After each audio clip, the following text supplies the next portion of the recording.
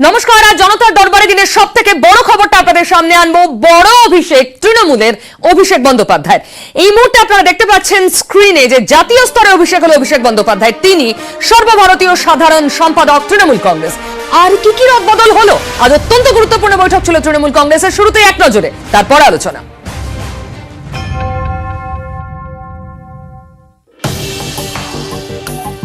তৃণমূলে আরো বড় দায়িত্বে অভিষেক।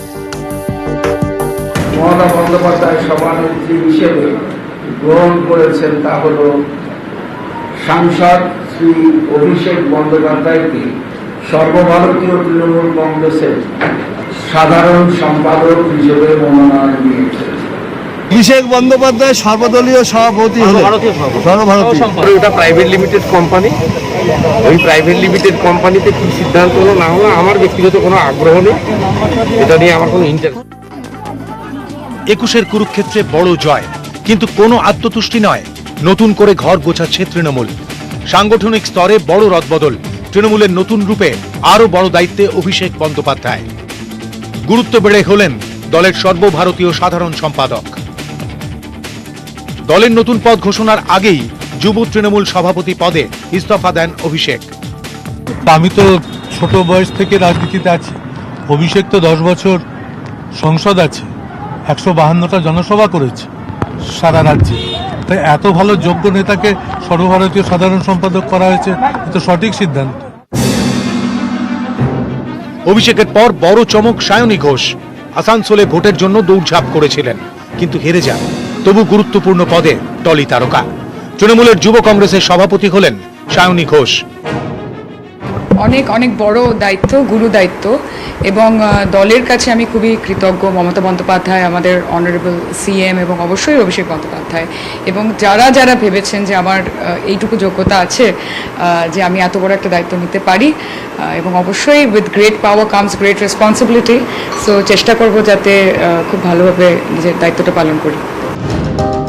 এছাড়া সর্বভারতীয় মহিলা তৃণমূলের সভাপতি কাকলি ঘোষ দস্তিদার, রাজ্যে আইএনটিটিউসি সভাপতি ঋতব্রত বন্দ্যোপাধ্যায়, তৃণমূলের সাংস্কৃতিক সভাপতি হলেন রাজ চক্রবর্তী, তৃণমূল ক্ষেতমজুর সংগঠনের সভাপতি পূর্ণেন্দু বসু, রাজ্য তৃণমূলের সাধারণ সম্পাদক করা হল কুণাল ঘোষকে। কাকলি ঘোষ দস্তিদারকে বাংলার মহিলা সভানেত্রী হিসেবে মনোনীত করা হয়েছে। আমাদের রাজ্য কমিটিতে কুণাল ঘোষ সাধারণ সম্পাদক হিসেবে এসেছেন। এখানেই শেষ নয়। তৃণমূলের এক পদ নীতির জেরে 9টি জেলার দলীয় সভাপতি বদলে যাচ্ছে। 1 মাসের মধ্যে জেলা সংগঠনগুলিরও রদবদল হবে। নিউজ 18 বাংলা। এতে বঙ্গ রাজনীতিতে কি প্রভাব পড়তে পারে? এর জন্য কি কোনো বিরাট পরিবর্তন আমরা দেখতে পাবো আগামী দিনে বঙ্গ রাজনীতিতে?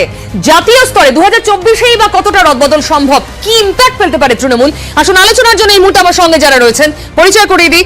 ডক্টর শান্তনু সেন, তৃণমূল সাংসদ আমাদের সঙ্গে রয়েছেন। তার পাশে সন্ময় বন্দ্যোপাধ্যায়, বিজেপি নেতা, আরেক তৃণমূল নেতা এবং বিধায়ক পার্থ ভৌমিক আমার সঙ্গে রয়েছেন। আর রয়েছেন প্রণয় রায়, আরেক বিজেপি নেতা। আর আমার সঙ্গে রয়েছেন রাজনৈতিক বিশ্লেষক শিবাজি প্রতিম বসু।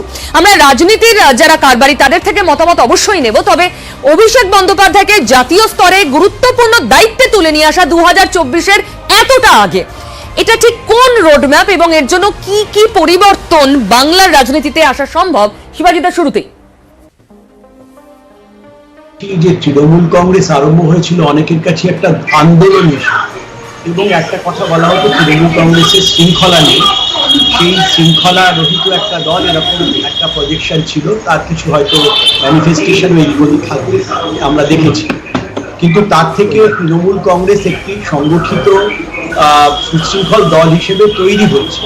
এটা একটা নতুন ফেনোমেনন, কারণ আমরা জানি যে আমাদের কংগ্রেস এবং যে ধরনের জাতীয়তাবাদী রাজনীতিতে ছিল, যেরকম সেখানে ডিসিপ্লিন বা অনুশাসনের একটু অভাব, এটা দেখা যেত।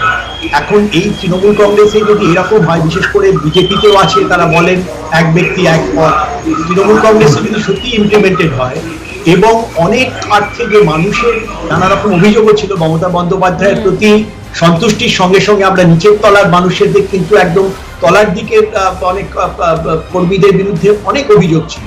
সেখান থেকে আজকে যে একটা টার্ন অ্যাবাউট এবং সেখান থেকে বলা যে নত হতে হবে, মন্ত্রীরা অর্থাৎ দম্ভ দেখাতে পারবেন না, লালবাতি, সিম্বল অফ দম্ভ হচ্ছে লালবাতি, ইত্যাদি ইত্যাদি, এইভাবে করে। এবং অভিষেক বন্দ্যোপাধ্যায় সবচেয়ে বড়, অভিষেক বন্দ্যোপাধ্যায়কে কিন্তু এই লোকসভা নির্বাচনে, বিধানসভা নির্বাচনে তিনি যা অনেক সভা করেছেন আমরা দেখেছি, লোকও হয়েছে, কিন্তু তাকে ভাইপো ভাইপো করে গোটা ভারতবর্ষে কিন্তু বিজেপি প্রচার করে তাকে একটা ন্যাশনাল স্টেচারে নিয়ে গেছেন। আজকে তিনি ন্যাশনাল পলিটিক্সে যাচ্ছেন। মানে বিজেপির গুরুত্ব এক্ষেত্রে অনস্বীকার্য। শিবাজিৎ, আমি আসবো, একটু সামান্য অডিও প্রবলেম আছে, আমরা দ্রুত মেরামতের চেষ্টা করছি। জনতার প্রশ্ন, আমরা যে কার্ড দিই প্রত্যেকদিন আমাদের কমিউনিটিতে পোস্ট করি, সেখানে আপনারা প্রশ্ন করেন এবং আজ শুরুতেই আমি প্রশ্ন নেব। এই মুহূর্তে করণ ঘোষ প্রশ্ন করেছেন, অভিষেক বন্দ্যোপাধ্যায় কি তাহলে পরবর্তী মুখ্যমন্ত্রী? তৃণমূলের নেতারাই উত্তর দিতে পারবেন। শান্তনুদা।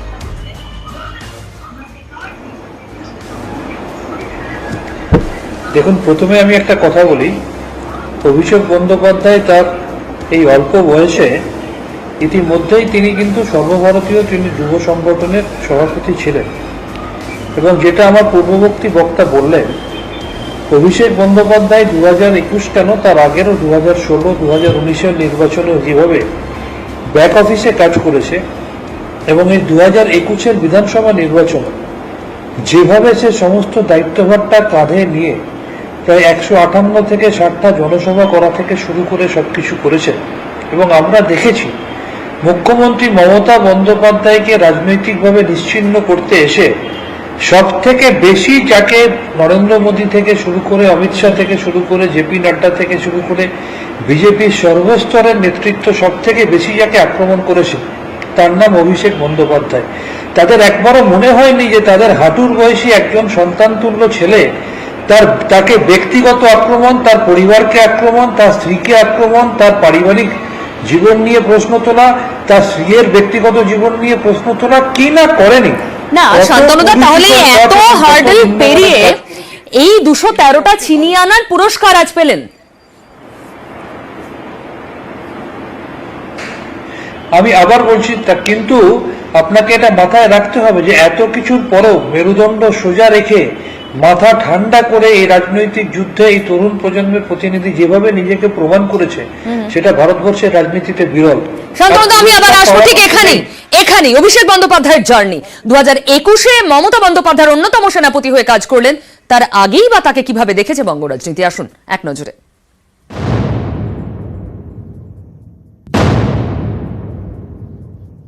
আমি পার্টির একজন সাধারণ কর্মী। এই যে আপনারা বলেন second in command, de facto leader, আমি পার্টির একজন সাধারণ কর্মী, আমার একা কিছু না। নিজেকে দলের সাধারণ কর্মী হিসেবেই দাবি করেন সেই অভিষেক বন্দ্যোপাধ্যায় এবার জাতীয় স্তরে বড় দায়িত্বে, গুরু দায়িত্বে। তৃণমূল কংগ্রেসের সর্বভারতীয় সাধারণ সম্পাদক হলেন অভিষেক বন্দ্যোপাধ্যায়। অভিষেক যেভাবে কাজ করছে আমরা সবাই ওর পাশে দাঁড়িয়েছি এবং ও যে দায়িত্ব পেয়েছে সর্বসম্মতিক্রমে ভালো কাজ করেছে, প্রমোশন পেয়েছে। 21-এর কঠিন কুরুক্ষেত্রে মমতার পরেই অভিষেককে বারবার আক্রমণ করেছেন মোদি শাহ, ভাইপো শব্দবাণে বিঁধেছেন।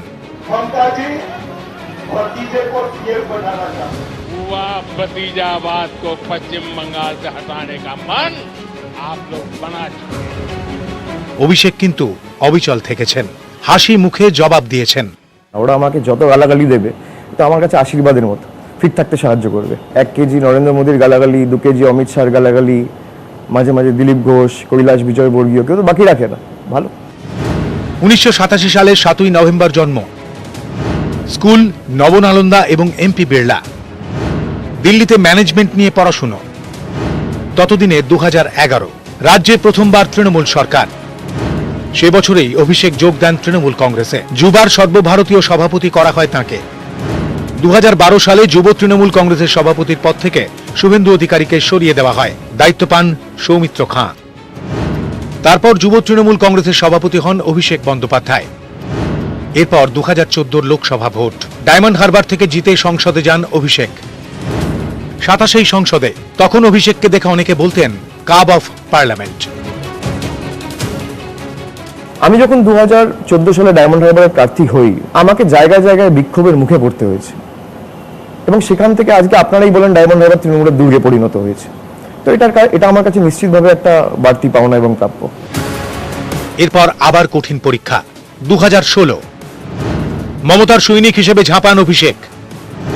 সেবার মমতা একাই ডাবল সেঞ্চুরি। 3 বছর পরে আবার লোকসভা ভোট। 2019 সালেও ডায়মন্ড হারবার থেকে জয়ী অভিষেক।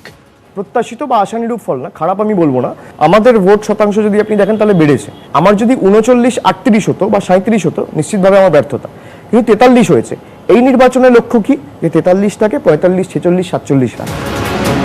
কিন্তু রাজ্যের তৃণমূলের ফল আশানুরূপ হয়নি। তারপর অনেকেই বিজেপির সঙ্গে যোগাযোগ রাখতে শুরু করেন, চলেও যান।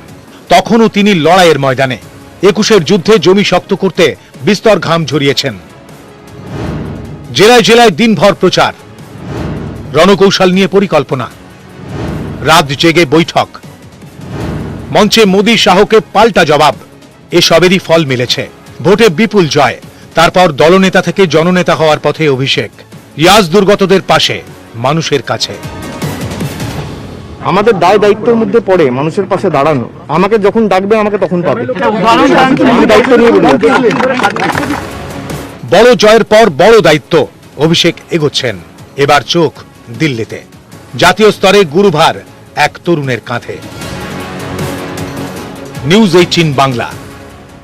আসুন বিজেপির রিয়াকশনই। সন্ময় বন্দ্যোপাধ্যায় আমাদের সঙ্গে রয়েছেন। সন্ময়দা, 2021-এ যাকে সব থেকে বেশি আক্রমণ করলেন, 2024-কে লক্ষ্য রেখে তার কাঁধেই দায়িত্ব দেওয়া হলো আপনাদের বিরুদ্ধে লড়ার। না, আপনারা জননেতা করার চেষ্টা করছেন অভিষেক বন্দ্যোপাধ্যায়কে, আমার বলার কিছু নেই। আমি একটু ফ্যাক্ট দেখাচ্ছি। না, আপনারা বলছেন, আপনারা দেখাচ্ছেন, আপনারা তো বললেন, আপনাদের যিনি প্রতিবেদনটা পেশ করলেন তিনি বললেন, আমি তার কথাটাই কোট করে বলছি। কিন্তু একটু ব্যাকট্র্যাক একটু পিছিয়ে দেখি। দক্ষিণ চব্বিশ পরগনা জেলার যে রাজনীতিটা তিনি করেন, সেইখানে সাম্প্রতিককালে ত্রাণ দুর্নীতি সব থেকে বেশি হয়েছে, ভোট জালিয়াতি সব থেকে বেশি হয়েছে, সরকারি প্রকল্পের সব থেকে বেশি জালিয়াতি হয়েছে। ফলে স্বাভাবিকভাবে সেই জালিয়াতি প্রেক্ষাপটে উঠে আসা অভিষেক বন্দ্যোপাধ্যায় এই মুহূর্তে মানে এটা তো দক্ষিণ চব্বিশ পরগনা এবারে রিমার্কেবলি ভালো করেছে, 2016 থেকে ভালো করেছে। বলছি তো, আমি তো বলছি তার এটা থেকে ও সংশয় প্রকাশ করছে না, কিন্তু দক্ষিণ চব্বিশ পরগনা তার পারফরমেন্স, লোকসভা নির্বাচন, পঞ্চায়েত নির্বাচন কিভাবে হয়েছিল করলেন না। না, মানুষ বিচার করেননি। মানুষের অন্যান্য ইস্যুস গুলো অনেক বেশি প্রাসঙ্গিক হয়ে গেছে, যে ইস্যুস গুলো সামনে চলে এসছে, ফলে স্বাভাবিকভাবে সেগুলো ঢাকা পড়ে গেছে। কিন্তু একজনকে আপনারা যখন জননেতা বলছেন, ভাইপো বলে আক্রমণ তো আপনারা করলেন। মানুষ কি তাহলে আপনাদেরকে দূরে সরাতে আপনি কোটানকোট জালিয়াত বলছেন, তাকে বাঁচলেন? এটা কি আপনাদের বিরুদ্ধে বিতৃষ্ণা? পিউ, আপনি কথা বলতে বলুন। আপনি তৃণমূলের মুখপাত্র হতে পারেন না। আপনি তৃণমূলের মুখপাত্র হতে পারেন না, কথা বলতে দিন। আপনার মন্তব্য, এটা আমি অ্যাকসেপ্ট করছি না, দর্শকরা করবেন না। আমার কাজ প্রশ্ন করার, আমি বিজেপিকে প্রশ্ন করব ঠিক যেভাবে তৃণমূলকে করব। আমি যে বলুন সন্ময়দা, কথাগুলো শোনার ধৈর্যটা রাখুন। ত্রাণ দুর্নীতি আমফানে সব থেকে বেশি দক্ষিণ চব্বিশ পরগনা হয়েছে। পৌর পঞ্চায়েত নির্বাচন থেকে শুরু করে লোকসভা নির্বাচনে কি ধরনের ভোট হয়েছে এই ইতিহাসটা অস্বীকার করা যায় না। তার পাশাপাশি সরকারি প্রকল্পের লুট, এবং এই জেলা সেই জেলা যেখানে দাঁড়িয়ে সমস্ত বাঁধের প্রকল্পগুলোর টেন্ডার দুর্নীতির জালিয়াতি হয়েছে। এই অন্ধকার দিকগুলোকে ঢেকে দেওয়ার চেষ্টা করা যাবে না। অবশ্যই মমতা বন্দ্যোপাধ্যায় তার রাজত্বে তিনি অভিষেক বন্দ্যোপাধ্যায়কে কোন দায়িত্ব দেবেন সেটা তাদের দলের আভ্যন্তরীণ ব্যাপার, এ নিয়ে আমাদের কিচ্ছু বলার নেই। কিন্তু অন্ধকার দিকগুলো কিন্তু সামনে থাকা দরকার, যেগুলোকে আমি আপনাদের সামনে স্মরণ করিয়ে দিলাম। 2024-এ সেই অন্ধকার দিকটা কিভাবে আপনারা ইউটিলাইজ করবেন? অবশ্যই আমরা মানুষের কাছে যাব, বারবার করে বলবো, যেখানে 70 কিলোমিটার বাঁধ কেন তৈরি হয়েছিল বলুন। আজকে এই দক্ষিণ চব্বিশ পরগনায় গত 10 বছরে, যেখানে আগের ত্রাণমন্ত্রী যখন বাম আমলে ত্রাণমন্ত্রী প্রায় 4,500 কোটি টাকা নিয়ে এসেছিলেন, সেখানে মাত্র 400 কোটি টাকা খরচা করে কেন সেই ত্রাণের টাকা ফেরত গিয়েছিল? এই তো সেই মানে আপনাদের একই পথ আক্রমণ, যেভাবে 2021-এ আমরা দেখেছি। 2021-এ খুব একটা কাজে লাগেনি। সন্ময় বন্দ্যোপাধ্যায় আশাবাদী 2024-এ সেটা কাজে লাগবে। কাউন্টার করবেন পার্থদা? না, আমি মাঝে মাঝে ভুলে যাই সন্ময় বন্দ্যোপাধ্যায় কোন দলে আছে। এত ঘন ঘন দল পরিবর্তন করেন, ওনার চরিত্র সম্পর্কে বুঝতে গিয়েই অনেক টাইম লেগে যায়। আমি দুটো কথা বলতে পারি, যে কিছুদিন আগে সাংসদ অভিষেক বন্দ্যোপাধ্যায় এই যে ইয়াস কবলিত এলাকায় পরিদর্শনে গিয়েছিলেন। আমি সন্দেশখালীতে তার সফর সঙ্গী ছিলাম। আমি দেখলাম সন্দেশখালীর হাজার হাজার মানুষ অভিষেক বন্দ্যোপাধ্যায়কে দেখে হাত নাড়াচ্ছে। ওই যে বিপন্ন মানুষগুলো হাত নাড়াচ্ছেন, তারা কিন্তু রাজনীতির অওয়া কখ জানেন না, তারা কিন্তু রাজনীতির মানুষ নন, তারা আর্ত নিপীড়িত মানুষ, বিপদে পড়েছেন। তারা ফিল করছেন যে অভিষেক বন্দ্যোপাধ্যায় এসছে, অর্থাৎ সরকার থেকে আমরা যে সাহায্য পাচ্ছি, এই সাহায্যের ব্যাপারের মধ্যে যাতে কোনো রকম কোনো অন্যায় না থাকে সেটা দেখার জন্য একমাত্র লোক অভিষেক বন্দ্যোপাধ্যায় এসছেন, আমরা নিশ্চিন্ত। এটাই হচ্ছে একটা আপনি যে জননেতার বর্ষার প্রমাণ। জায়গাটা বলছেন পার্থদা, তার সঙ্গে কিন্তু অন্যরকম প্রশ্ন আছে। আমরাই জনতার প্রশ্ন ইনভাইট করি প্রত্যেক দিন, আপনারা কমিউনিটিতে যা লিখছেন তার কিছু কিছু আমরা এখানে তুলে ধরি। যেমন এই মুহূর্তে সমীর সিংহ, তার প্রশ্ন আমরা দেখাচ্ছি, তৃণমূল কি কংগ্রেসের মতো পরিবারতান্ত্রিক দলে পরিণত হচ্ছে, কি বলবেন পার্থদা? বক্তব্য হচ্ছে, দেখুন, অভিষেক বন্দ্যোপাধ্যায়কে মমতা বন্দ্যোপাধ্যায়ের ভাইপো হিসেবে বলে পরিবারতন্ত্রকে স্ট্যাম্প মেরে দেওয়া খুব সোজা ব্যাপার, কিন্তু আপনাকে মনে রাখতে হবে যে অভিষেক বন্দ্যোপাধ্যায় 2009 সালের লোকসভা নির্বাচনে রাস্তায় মিছিল করেছেন, রাস্তায় মিটিং করেছেন। আপনাকে মনে রাখতে হবে 2011 সালের নির্বাচনে অভিষেক বন্দ্যোপাধ্যায় মিটিং মিছিল করেছেন। না পার্থদা, আমি মানছি আপনার যুক্তি একদম অকাট্য। রাহুল গান্ধীও তো করেছেন, তিনি তো নিজে জিতেছেন কতবার, তাতে কি পরিবারতন্ত্রের তকমা তার গা থেকে মুছে গিয়েছে? শান্তনুদা, আমি আসো পার্থদা। না, একটা জিনিস মাথায় রাখতে হবে, আজকে ও মমতা বন্দ্যোপাধ্যায় যদি পরিবারের কথা বলেন, তাহলে মমতা বন্দ্যোপাধ্যায়ের পরিবারে যতজন আছে একমাত্র অভিষেক বন্দ্যোপাধ্যায় ছাড়া কিন্তু কেউ রাজনীতির ময়দানে নেই।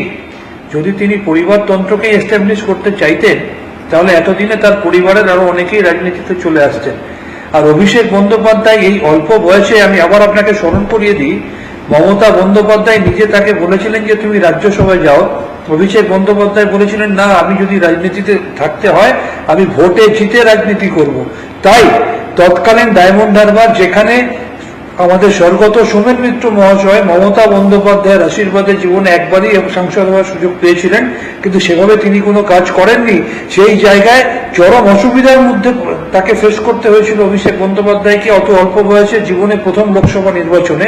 তাও তিনি সেখানে প্রচুর ভোটে জিতেছিলেন এবং 5 বছর পর তিনি এত কাজ করেছিলেন। না না, এই খতিয়ান কি পরিবারতন্ত্রের অভিযোগটা মুছে দিতে পারবে? প্রশ্ন এটাই। প্রণয়দা, আমি আসবো। প্রণয়দা, দেখুন, অভিষেক ব্যানার্জি যে তৃণমূল কংগ্রেসের দায়িত্বে আসবে এটা নিয়ে আপনারা আলোচনা করতে পারেন, 3 দিন ধরে ক্যাম্পেইন করতে পারেন, যুব নেতাকে জননেতা বানাতে পারেন, কিন্তু আমার মনে হয় পশ্চিমবঙ্গের মানুষের সে বিষয়ে কোনো সঞ্চয় ছিল না। কারণ মমতা ব্যানার্জি যে দলের নেত্রী, যে দলটা মমতা ব্যানার্জি তৈরি করেছেন, তার পরিবারের কেউই সেই দলের নেতা হবেন, এটাই স্বাভাবিক। সেই জন্য বিন্দু মাত্র আমার ওখানে আলোচনা করার কোনো ইচ্ছা নেই।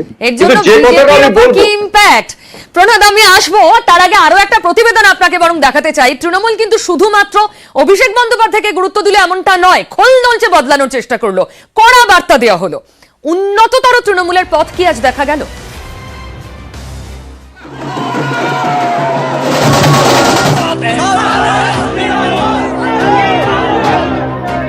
তৃতীয়বারের জন্য বিপুল সংখ্যাগরিষ্ঠতা, ত্রাণ থেকে কয়লা, বালি, দুর্নীতি, মানুষের থেকে দূরে সরে যাওয়ার অভিযোগ। তবে বিরোধীদের সব দাবি গুঁড়িয়ে ক্ষমতায় ফিরেছেন মমতাই। আর সেই জনমতের মান রাখতে এবার তাই প্রথম থেকেই আরো বেশি সাবধানী ঘাসফুল শিবির। তৃণমূলের বিকল্প হিসেবে উন্নততর তৃণমূলকে তুলে ধরাই এবার টার্গেট। শনিবারের বৈঠকে সেই বার্তাই দিলেন তৃণমূল সুপ্রিমো মমতা বন্দ্যোপাধ্যায়। দল ও প্রশাসনকে আলাদা রাখার প্রয়াস তৃণমূলের। মন্ত্রীদের জেলা সভাপতি করা হবে না বলে ঘোষণা, দলকে দুর্নীতিমুক্ত রাখতে আরো বেশি নজর। সূত্রের খবর, জনমতের মান রাখতে দলের নেতাকর্মীদের আরো বেশি সচেষ্ট হওয়ার বার্তা দিয়েছেন তৃণমূল নেত্রী।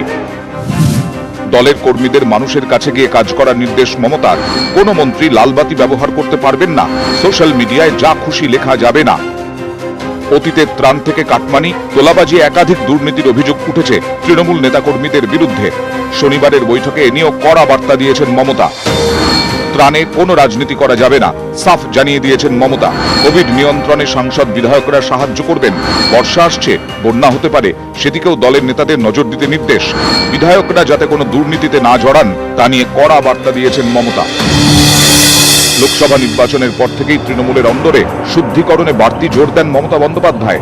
দিদিকে বলর মতো ক্যাম্পেনের সাফল্য বিধানসভা নির্বাচনের আগে তৃণমূলকে বড় মাইলেজ দিয়েছে বলেই মত।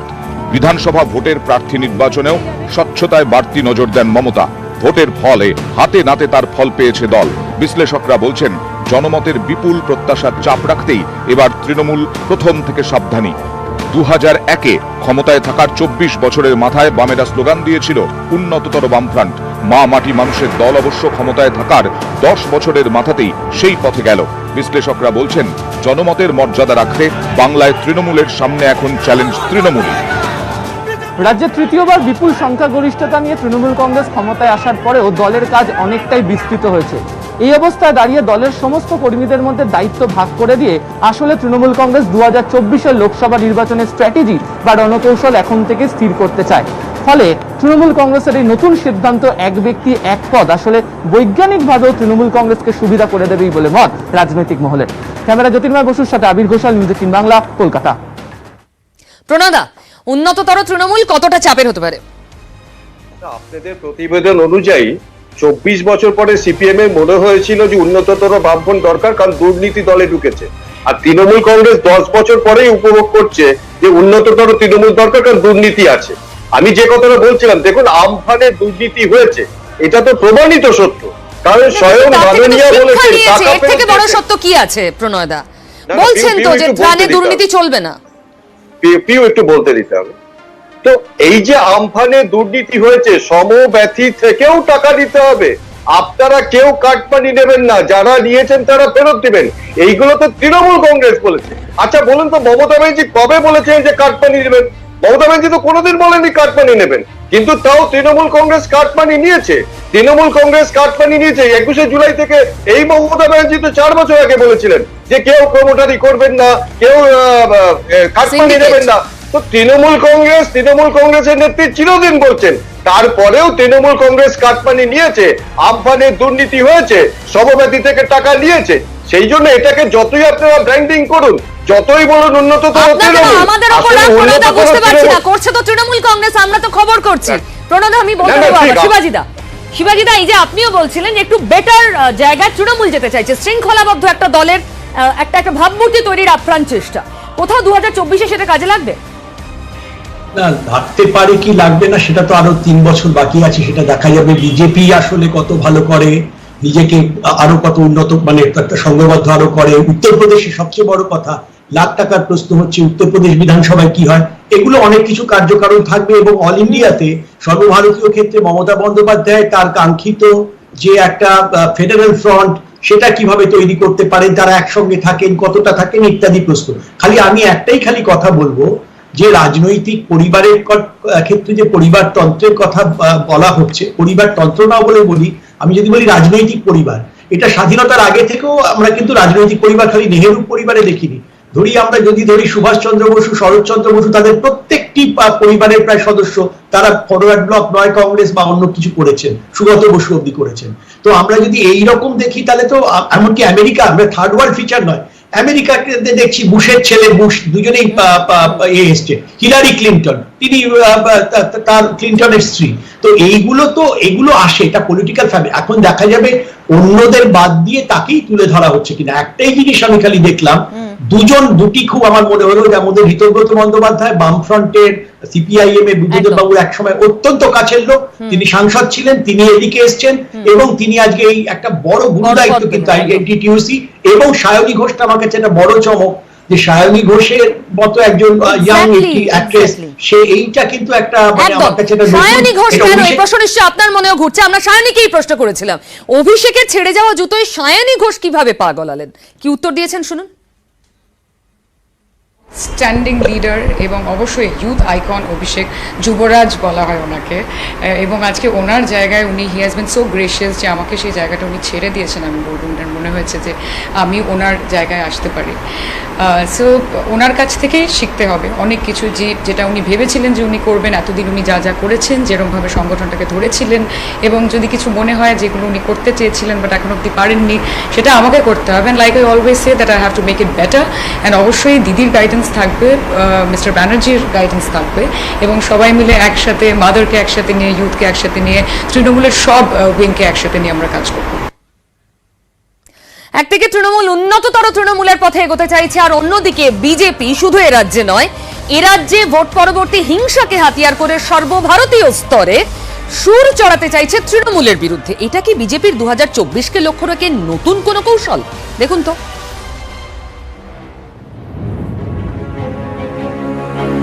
পশ্চিম মেদিনীপুরের অখ্যাত গ্রামের রাজনৈতিক ফতোয়া নিয়ে টুইট দেশের অর্থমন্ত্রীর। রাজ্যের মুখ্যমন্ত্রী মমতা বন্দ্যোপাধ্যায়কে ট্যাগ করে বিভাজনের অভিযোগ। অসহিষ্ণুতা নয়, স্বৈরতন্ত্রের অভিযোগ তুলে একই ঘটনা নিয়ে টুইট বিজেপির সর্বভারতীয় মুখপাত্র সম্বিত পাত্রের। একই ঘটনা নিয়ে টুইট গেরুয়া শিবিরের তাত্ত্বিক নেতা স্বপন দাশগুপ্তর। তৃণমূলের ধর্মনিরপেক্ষতার দাবিকে চ্যালেঞ্জ করে কড়া সুরে আক্রমণ।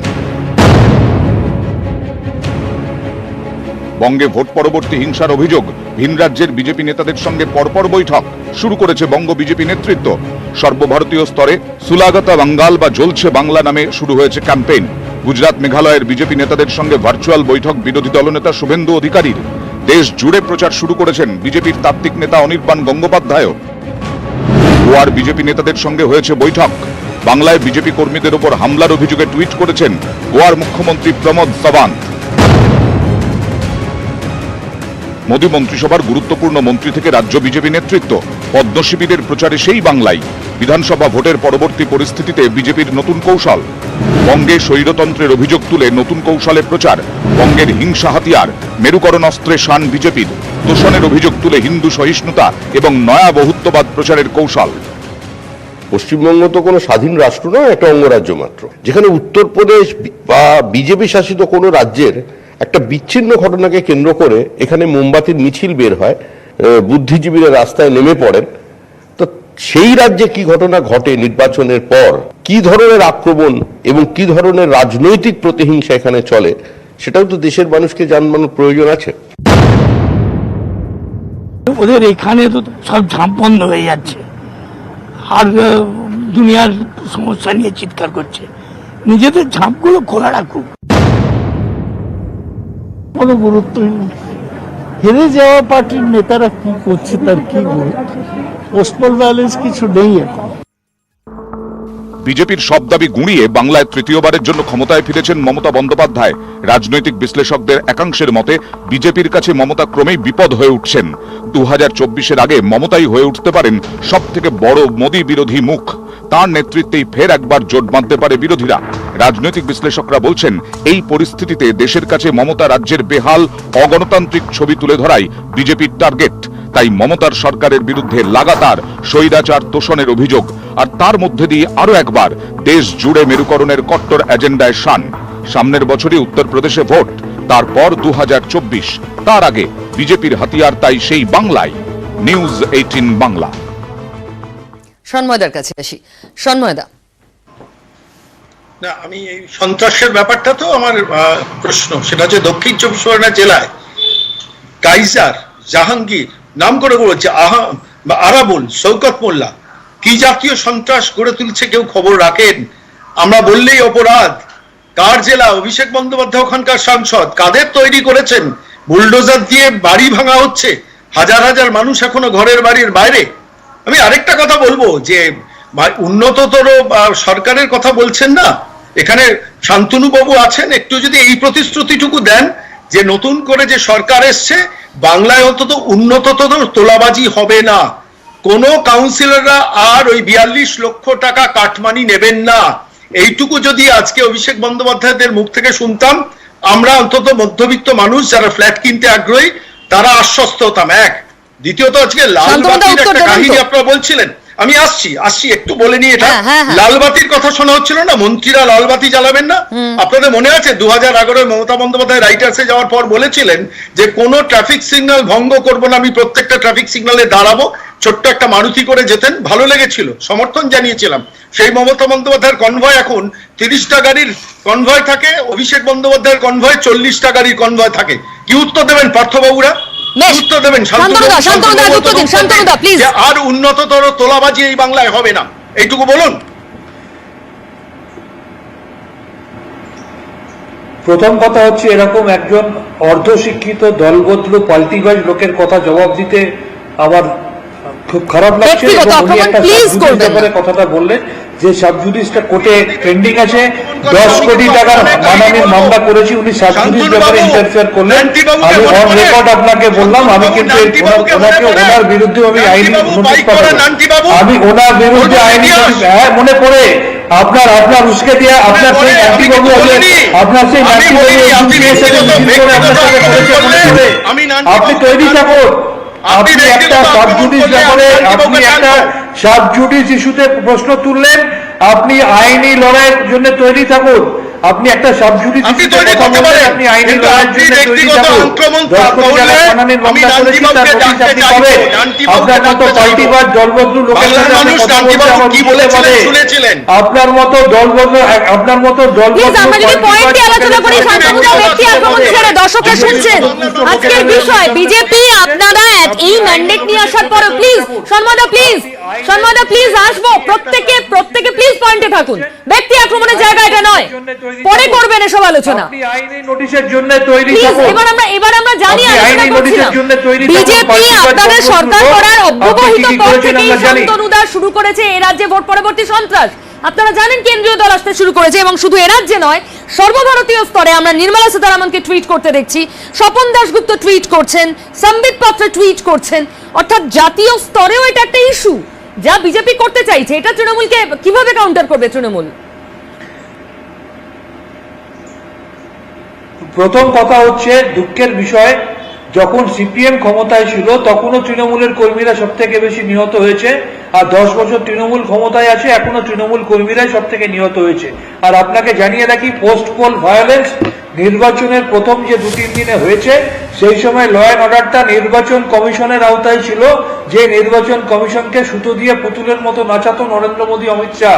যে মুহূর্তে মুখ্যমন্ত্রী মমতা বন্দ্যোপাধ্যায় তৃতীয় অধ্যায়ের জন্য চার্জ নিয়েছেন এবং তিনি যে পদক্ষেপগুলো নিয়েছেন, সেই পদক্ষেপগুলো কলকাতার মহামান্য আদালত অ্যাপ্রিসিয়েট করে বলেছেন যে ভায়োলেন্স বন্ধ করার জন্য সরকারের পদক্ষেপকে সাধুবাদ জানাই। তার সপক্ষে তারা কিছু তথ্য প্রমাণও দিচ্ছে, কোথাও ফতোয়ার অভিযোগ, কোথাও পেটানোর অভিযোগ, তাদের আর কিছু নেই। তারা আর কি করবে? তারা তাদের মিথ্যা তথ্য পরিবেশন করে তারা বাংলার মানুষের দ্বারা প্রত্যাখ্যাত হওয়ার পরে তাদের হাতে আর কিছু নেই। বিজেপির বাড়িতে যায়, রাজ্যপাল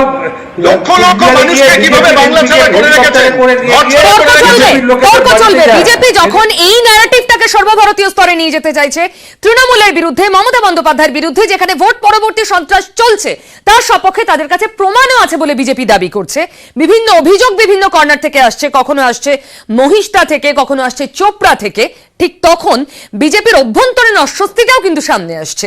বিভিন্ন নেতা যারা বিজেপির অন্দরে এতদিন ছিলেন তারা বেসুরো গাইছেন, যেমন শুভ্রাংশু। আমরা কথা বলেছিলাম এক্সক্লুসিভলি।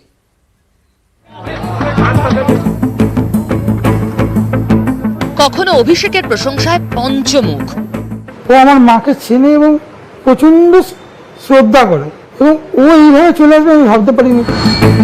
কখনো মমতা বন্দ্যোপাধ্যায়কে স্যালিউট। এই প্যান্ডামিক সিচুয়েশনে আমাদের মুখ্যমন্ত্রী যেভাবে কাজ করলেন এবং যশের পরবর্তীকালে যেভাবে কাজ করলেন, তাকে স্যালিউট জানানো উচিত।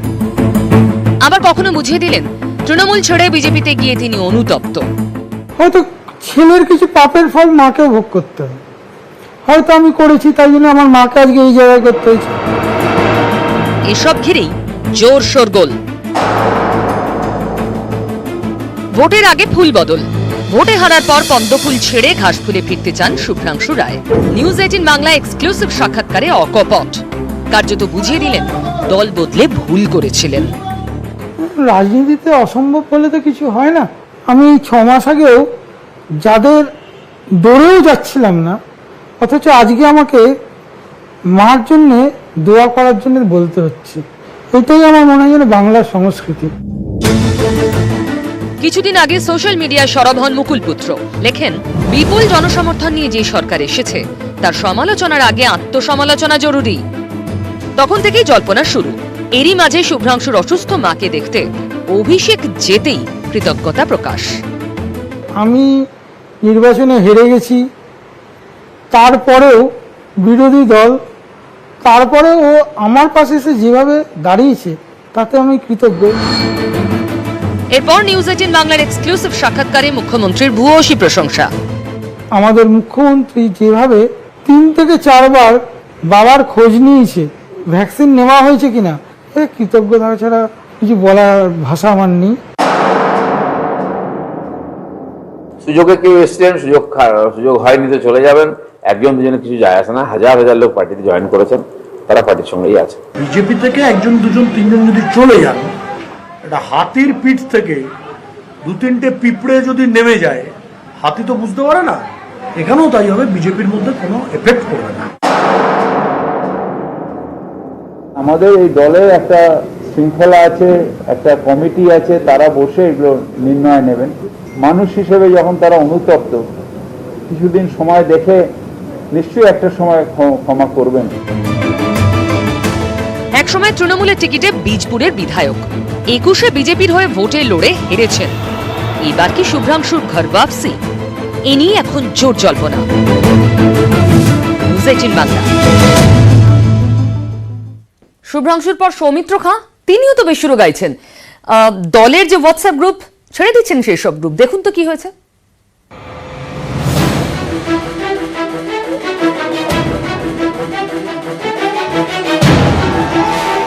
তৃণমূল ছেড়ে বিজেপিতে গিয়ে সাংসদ, বাঁকুড়ার বিষ্ণুপুর থেকে। পরে দলের যুব মোর্চার রাজ্য সভাপতির দায়িত্বে। সেই সৌমিত্র কি বেসুরো? বিজেপির একটি হোয়াটসঅ্যাপ গ্রুপ ছেড়ে বেরিয়ে যাওয়ায় জল্পনা শুরু। শনিবার বিষ্ণুপুরে বিজেপি রাজ্য সভাপতি দিলীপ ঘোষের সাংগঠনিক বৈঠক। এদিনে বিষ্ণুপুর জেলা মিডিয়া সেলের হোয়াটসঅ্যাপ গ্রুপে এই খবর পোস্ট হয়। তারপরেই গ্রুপ লেফট করেন সৌমিত্র। এখানে শেষ নয়, দিলীপ ঘোষের বৈঠকেও অনুপস্থিত সৌমিত্র খাঁ। দিলীপ বাঁকুড়ায়, সৌমিত্র কলকাতায়। এটা হঠাৎ করে হয়ে গেছে, তো সে কারণে এটা দেখা হয়নি যে বিষ্ণুপুর আমাদের আইটি সেলের যে ছেলেটা আছে সেই গ্রুপের কিনা। আমার তো প্রায় 1800 করে গ্রুপ বেরিয়েছে। এটা আমরা জানি যে দিল্লিতে আগে আসছে না। আমি আজকে আমার ব্যক্তিগত কারণবশত আজকে থাকতে পারছি না।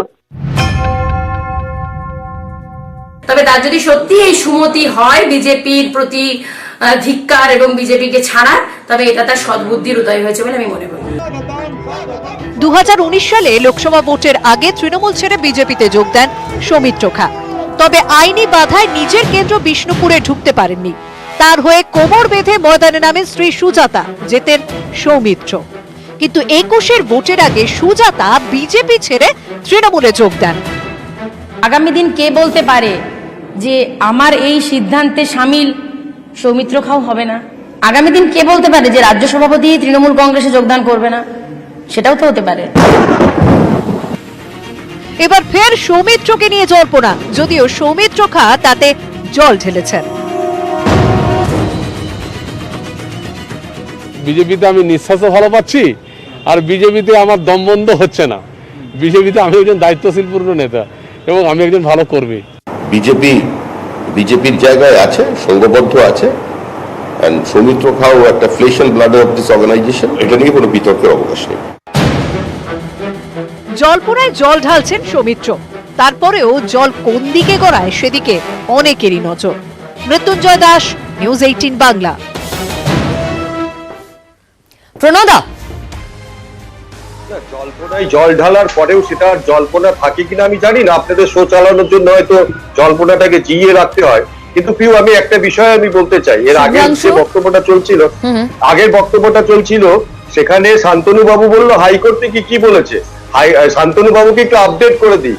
হাইকোর্ট 3 জনের একটি কমিটি তৈরি করে দিয়েছে। আমরা যে অভিযোগ করেছিলাম তার সারবত্তা প্রমাণিত হয়েছে। হাইকোর্ট 3 জনের কমিটি তৈরি করেছে, তাদেরকে নির্দেশ দিয়েছে যাতে একজনও ঘরের বাইরে না থাকে, তার ব্যবস্থা প্রশাসনকে করতে হবে।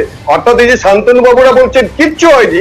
গতকাল চোপড়ার যে ছবি আপনারা দেখেছেন, মধ্যযুগীয় বর্বরতা থেকেও হার বানিয়েছে। বেসিক্যালি প্রণদা প্লিজ একটু আমরা প্রসঙ্গান্তরে চলে যাচ্ছি, এই নিয়ে আলোচনা করছি। আমরা তো দেখাচ্ছি আপনাদের অভিযোগ, কিন্তু প্রশ্ন হচ্ছে আপনারা যখন একদিকে অভিযোগ করছেন তৃণমূলের বিরুদ্ধে, আপনাদের দলের নেতারা বেসুরো গাইছেন, খোলা চিঠি দিচ্ছেন ফেসবুকে, আপনারা যাদের ভোটের আগে আহ্বান জানিয়েছিলেন, এটা অস্বস্তি নয় বিজেপির? কিভাবে কাউন্টার করবেন? না আমাদের কোনো অস্বস্তি নেই, তার কারণ হচ্ছে যে আমরা যারা দলে এসেছিলেন তারা তখন কি বলেছিলেন, তারা বলেছিলেন যে ওই দলটাই থাকতে পারছি না, শ্বাসকষ্ট হচ্ছে, দম বন্ধ হয়ে যাচ্ছে। এখন একটা অক্সিজেন পার্লারের কনসেপ্ট চলছে, অক্সিজেন পার্লারে কেউ যদি বলে আমার দম বন্ধ হয়ে গেছে, আমার অক্সিজেন দরকার, আমরা অক্সিজেন দিয়েছি। কেউ যদি সুস্থ মনে করেন, বলে যে আমি ঘরে ফিরে যাব, ঘরে ফিরে যাবে। এই 2 মাসে কি এমন হলো যে অক্সিজেন ওইদিকে দরকার হচ্ছে? না অক্সিজেন পেয়ে সুস্থ হয়েছে, অক্সিজেন পাচ্ছিল না বলে শ্বাসকষ্ট হচ্ছিল, আমাদের অক্সিজেন পার্লারে এসে অক্সিজেন দিয়েছি। কারোর যদি মনে হয় যে এখন আমি সুস্থ হয়ে গেছি, ঘরে ফিরে যাবে, ঘরে ফিরে যাবে, তাতে তো আমাদের কিছু অসুবিধা নেই। পার্থদা, আসলে ব্যক্তিগতভাবে কার দম বন্ধ হচ্ছে না এটা বড় কথা না, ভারতবর্ষের মানুষের দম বন্ধ হয়ে গেছে। এমন একটা স্বৈরাচারী প্রধানমন্ত্রী ভারতবর্ষ রাজত্ব করছে যার আমলে ভারতবর্ষের মানুষের দম বন্ধ হয়ে গেছে। আজকে এটা কি করে বলছেন? 2 বছর আগেও 300-র বেশি আসন নিয়ে যিনি এলেন। না বলছি তো 2 বছর অনেক সময়, 2 বছর অনেক সময়, এর মধ্য দিয়ে গঙ্গা দিয়ে অনেক জল প্রবাহিত হয়েছে। আজকেই নোবেল বিজয়ী অমর্ত্য সেন যে বক্তব্য রেখেছেন আপনারা সারা ভারতবর্ষের মানুষ দেখেছে। আমার দুটো কথা, এক হচ্ছে বিধানসভা নির্বাচনের সময় প্রধানমন্ত্রী 20টা সভা, স্বরাষ্ট্রমন্ত্রী 40টা সভা, সভাপতি 50টা সভা, সারা বিজেপির সমস্ত কেন্দ্রীয় মন্ত্রীরা 100-র উপর সভা, মুখ্যমন্ত্রীরা 50টা সভা, এসব করে তৃণমূল 213টা সিট পেয়েছে। আমি ওনাদের ধন্যবাদ জানাই। ওরা যতটা অভিষেক ব্যানার্জি মমতা ব্যানার্জিকে গালাগালি দিয়েছে তত বেশি বাংলার মানুষ আমাদের আশীর্বাদ করেছে। আর ওরা আমি বিজেপিকে আরো ধন্যবাদ জানাই, এই যে ওরা ভারত জুড়ে প্রচার করছে না বাংলায় কি সন্ত্রাস, আসলে সারা ভারতবর্ষ জুড়ে ওরা প্রকারান্তরে মমতা ব্যানার্জির প্রচারটা করে দিচ্ছে, এবং এই প্রচারটা 2024-এ ওদের কতটা ক্ষতি করবে ওটা ওরা 2024-এর পর মিলিয়ে বেশ, এটা আসলে তৃণমূলের উপকার হচ্ছে এবং প্রচার, এটা কিন্তু আমার খুব ইন্টারেস্টিং পয়েন্ট মনে হলো শিবাজিদা। না অবশ্যই একটা বলে না negative publicity is a publicity. আমরা একটাই জিনিস দেখলাম এখানে, তো সবচেয়ে আক্রমণ হলো এখানে, একটু আগে সন্ময়ও বলল এবং আরো অনেক সবাই বলছেন, যেটা যে ন্যারেটিভ থেকে যে ত্রিপল চোর, চাল চোর এবং তারপর অভিষেক মানে ভাইপো বাদ, এই যে জায়গা, এটা যত বেশি ফোকাস করলো তার ফলে কি হলো, অনেক লোক যারা জানতো না অল ইন্ডিয়াতে তারা বলছে যে ভাইপোটা কে, ভাতিজা কন হ্যায়। তো এরকম আমাদের ওখানে যারা বাইরে থাকে অনেকেই জিজ্ঞেস করছে ও তার বায়োডাটা কি, তার ভিড় অ্যাট্রাক্ট করছে। সুতরাং negative publicity is also a kind of publicity. একদম, এবং সেটা সত্যি 2024-এ তৃণমূলকে আদৌ কোনো অ্যাডভান্টেজ দেয় কিনা দেখার। তবে আরো বিষয় রয়েছে, আমরা প্রবীর ঘোষাল, ডলিরানী মণ্ডলের নাম উল্লেখ করলাম শুধুমাত্র, তারাও কিন্তু বেসুরো গাইছেন। বিজেপি কিভাবে কাউন্টার করে সেদিকে আমাদের নজর থাকবে। একটা ছোট্ট ব্রেক, ফিরে আসবো অন্য তথ্য নিয়ে, সঙ্গে থাকুন।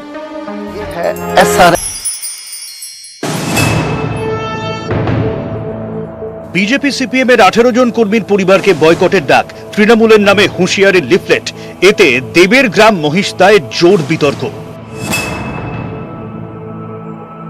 এ বিষয়টিকে জাতীয় স্তরে ইস্যু করার চেষ্টা করেছে বিজেপি, কিন্তু ঘাটালের সাংসদ দেবের দাবি মিথ্যে রটানো হচ্ছে। এটা আমাদের দলের কেউ এর মধ্যে নেই, যদি পরবর্তীকালে কেউ যদি ধরিয়ে দিতে পারে কে এটা আমাদের দলের এই ছেলেটা করেছে, তাদেরকে আমরা সাসপেন্ড করবো। আমি এমপি হিসেবে বলছি কে এটা, তবু আমি বলছি এটা আমাদের দলের কেউ এর মধ্যে জড়িত নন। যাদের বয়কটের ডাক দেওয়া হয়েছে তাদের পরিবারের পাশে থাকারও আশ্বাস দিয়েছেন তৃণমূলের সাংসদ অভিনেতা। একটাই কথা বলবো, আপনাদের ভয় পাওয়ার কোনো কারণ নেই, এবং তাদের কেন, আমাদের মনে হচ্ছে এই রাজনীতির কমপ্লিটলি আমি বিরুদ্ধে। এই যে একঘর করে দেওয়া এবং যারা জিতেছে তারা যারা ভোট দেন তাদেরকে শাস্তি দেওয়া, আমি এই রাজনীতির মধ্যে সত্যি বিশ্বাস করি না। দেবের এইসব মন্তব্যে অবশ্য আমল দিতে নারাজ বিজেপি।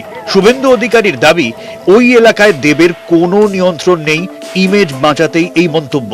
দেবের হাতে তো আর পার্টির সংগঠনও নেই, দেবের কথা ওখানকার তৃণমূল কংগ্রেসের লোকেরা শোনে বলেও মনে হয়। দেব এটা করেছে তার নিজস্ব ইমেজটা বাঁচানোর জন্য।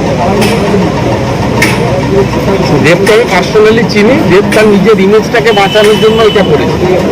আর দেবের নিয়ন্ত্রণে কেশপুরের তৃণমূল কংগ্রেসের গুন্ডারা নেই। শুনে রাখুন, পশ্চিমবাংলার 40 লক্ষ লোক বাইরের রাজ্যে কাজ করে। আপনি যদি মনে করেন কেশপুরের বিজেপি কর্মীদেরকে চা খাওয়া থেকে বয়কট করবেন, আমরা এটা করতে চাই না। আমরাও কিন্তু গাজিয়াবাদ, নওদা, গুরুগাঁও, সুরাটে আপনাদের কাজ বন্ধ করতে পারি চাইলে, এটা বিজেপির নীতি নয়, আমরা করি না, করবো না। লিফলেটে নাম থাকা বিরোধী দলের কর্মীরা আতঙ্কে, তাদের মধ্যে 5 থেকে 6 জন গ্রাম ছেড়েছেন বলে খবর। কেশপুর থানায় অভিযোগ দায়ের করেছে তৃণমূল, আলাদা করে পুলিশও স্বতঃপ্রণোদিত মামলা দায়ের করেছে। শুরু তদন্ত। নিউজ 18 বাংলা। প্রণয়দা বিরাট হুঁশিয়ারি দিচ্ছেন তো, খুব সংক্ষেপে কিন্তু প্রত্যেকের কাছে, আমাদের সময় কমে আসছে। দেখুন, দেব সাংসদ এবং অভিনেতা খুব ভালো, আমি পছন্দ করি, কিন্তু যদি সত্যি প্রমাণ চায় এইটার বিষয়ে তো প্রশাসন দিতে পারবে, কিন্তু যে হিংসা চলছে, দেব যদি সময় দেয় আমরা অ্যাড্রেস দিয়ে দিব, সেখানে যাক, সেখানে গিয়ে দেখুক কি হিংসাটা চলছে। এই ত্রাণের সময় বিজেপি কর্মীরা খেতে বসেছে, সেখান থেকে তুলে দেওয়া হয়েছে যে তারা বিজেপি করে বলে। আমরা অ্যাড্রেস দিয়ে দিচ্ছি, সেখানে দেব যাক, সে নিজের মতো করে যাক, গিয়ে দেখে আসুক যে কতটা ভালো পশ্চিমবঙ্গ। বটেই তো, আপনাদের অভিযোগ আছে এবং দেব বলছেন তিনি জানলে তিনি নিজে এমপি হিসেবে ব্যবস্থা নেবেন, কিন্তু শুভেন্দুর হুঁশিয়ারি। সন্ময়দা। না, শুভেন্দু যেখানে বক্তব্যটা রেখেছেন আমি স্পটে ছিলাম, আজকে আমি নিচে শুনেছি। এটা ভুল ব্যাখ্যা করবেন না যে বাংলার বাইরে বাঙালিরা যদি এই সিচুয়েশনটা ফেস করে তাহলে তার রিয়াকশনটা কি হতে পারে। আমরা সেটা সমর্থন করব না, আমরা করবো না, কিন্তু আজকে দাঁড়িয়ে এইভাবে যদি দাঁড়িয়ে ভিন্ন রাজনৈতিক দল করলে তার উপর এই খাড়া নেমে আসে। আমি শুধু একটা ছোট্ট উদাহরণ দিই, বিভিন্ন গ্রামে গ্রামে ব্লকে ব্লকে ভ্যাকসিন কারা নেবে সিদ্ধান্ত নিচ্ছে তৃণমূল। একদম ঠিক, আমাদের সময় কম। শর্মাদা, শান্তনুদা সিদ্ধান্ত নিচ্ছে।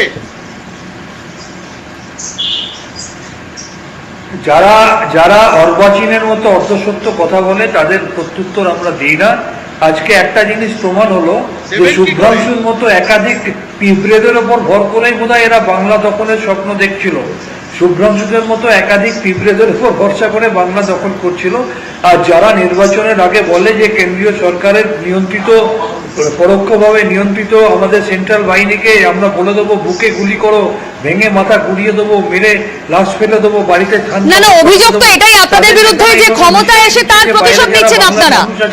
পার্থদা, শান্তনুদা, এগুলো ঠিক, ভোটের আগে আপনাদের এই অভিযোগগুলো ছিল, তার প্রতিশোধ আপনারা নিচ্ছেন। শপথ নেওয়ার পর মমতা বন্দ্যোপাধ্যায় 5 তারিখ শপথ নেওয়ার পর আমি প্রণয় বাবুকে স্মরণ করিয়ে দিই, হাইকোর্ট মমতাকে আমি অনুরোধ করব, যদি আপনাদের কাছে কোনো নাম থাকে আপনারা দয়া করে দেবের কাছে পৌঁছন।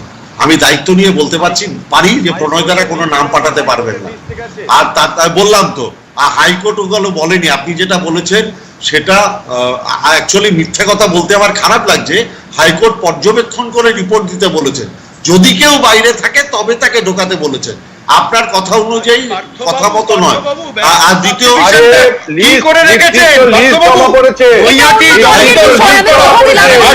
আবার এই বিষয় আলোচনায় আসবো আমরা। আজ সময় শেষ। উপস্থিত সব অতিথিদের অনেক ধন্যবাদ। শিবাজিদা, আপনাকেও ধন্যবাদ, এবং যারা রাজনীতির প্রতিনিধি ছিলেন। জনতার দরবার আজ এ পর্যন্ত। সোম থেকে শনি চোখ রাখুন রাত 8টায় নিউজ 18 বাংলায়।